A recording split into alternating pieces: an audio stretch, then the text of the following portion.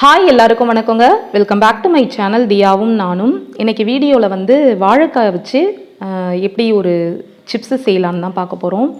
ரொம்ப சூப்பராக நல்ல கிறிஸ்பாக இருக்குங்க, நல்லாயிருக்கும். கண்டிப்பாக ட்ரை பண்ணி நம்ம வந்து இந்த நேந்திரம்பழம் சிப்ஸ் சாப்பிட்ருப்போம். வாழைக்காயில் வந்து நிறைய பேர் சிப்ஸ் வச்சு சாப்பிட்ருக்க மாட்டோம்ல. கண்டிப்பாக ட்ரை பண்ணி பாருங்கள், ரொம்ப நல்லாயிருக்கும். ஃபஸ்ட்டு வந்து அதுக்கு என்ன பண்ணலான்னா, அரிசி களைஞ்ச தண்ணி இருக்குல்ல, அதை நான் எடுத்துக்கிறேன். நீங்கள் வந்து நார்மல் வாட்டரை வந்து யூஸ் பண்ணிக்கலாம். நான் அப்போ அரிசி வந்து வாஷ் பண்ணி வச்சுருந்தேன், அதனால் அந்த தண்ணி இருந்ததுனால எடுத்துக்கிறேன். அதில் வந்து ஒரு ஸ்பூன் குட்டி ஸ்பூனில் மஞ்சத்தூள் போட்டுக்கிறேன். தேவையான அளவுக்கு உப்பு போட்டு பெருங்காயத்தூளும் நான் அந்த தண்ணியிலேயே போட்டுக்கிறேன். இதை நல்லா கலக்கி விட்டுறலாங்க. இது இப்படி இருக்கட்டும். நான் ஏன் அரிசி களைஞ்ச தண்ணி எடுத்துருக்கேன்னா, இன்னும் சீக்கிரமாக அது வந்து அதாவது கருப்பாகாது, அதுக்காக அந்த தண்ணியை நான் எடுத்துக்கிறேன். அப்புறம் எலசாக இருக்கா மாதிரி 2 வாழைக்காய் எடுத்துருக்கேங்க. அதை வந்து இந்த மாதிரி ஸ்கின் வந்து பீல் பண்ணி எடுத்துடலாம். இப்போ 2த்தையும் நான் எடுத்துட்டேன்.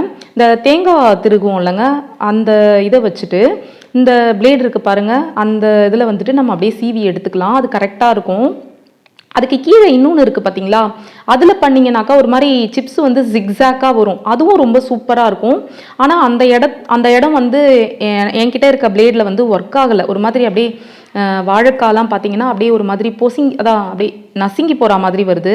அதனால் நான் இதை யூஸ் பண்ணிக்கிறேன். உங்ககிட்ட நல்லா இருந்ததுன்னா நீங்கள் 2 பிளேட்லேயுமே கூட நீங்கள் யூஸ் பண்ணிக்கோங்க. இந்த அளவுக்கு இருக்கணுங்க. ரொம்ப தின்னாகவும் இருக்கக்கூடாது, ரொம்ப திக்காகவும் இருக்கக்கூடாது. இப்படி இருந்தால் தான் சிப்ஸ் வந்து கரெக்டாக இருக்கும். இதை வந்து உடனே நான் வந்து தண்ணியில் போட்டுடுறேங்க. இப்போ அடுத்த வாழைக்காவையும் நான் இந்த மாதிரி சீவி எடுத்துக்கிறேன் சிப்ஸுக்கு தகுந்தவாறு.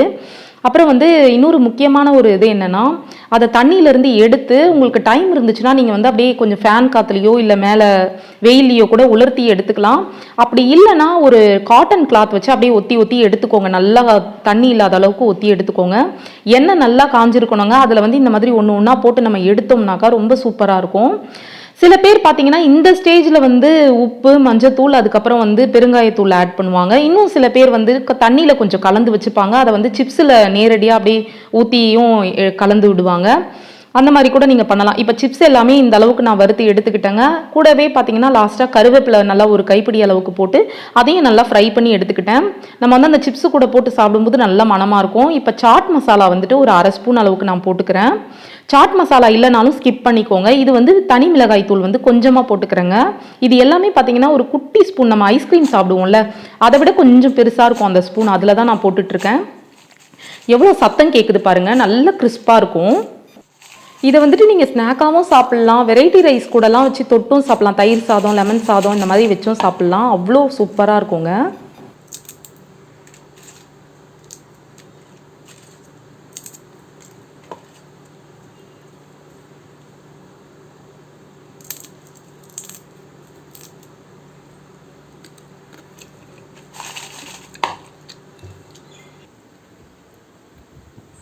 உங்களுக்கு இந்த வீடியோ பிடிச்சிருந்ததுன்னா லைக், ஷேர் அண்ட் சப்ஸ்கிரைப் என்னோட சேனல். தேங்க்ஸ் ஃபார் வாட்சிங்.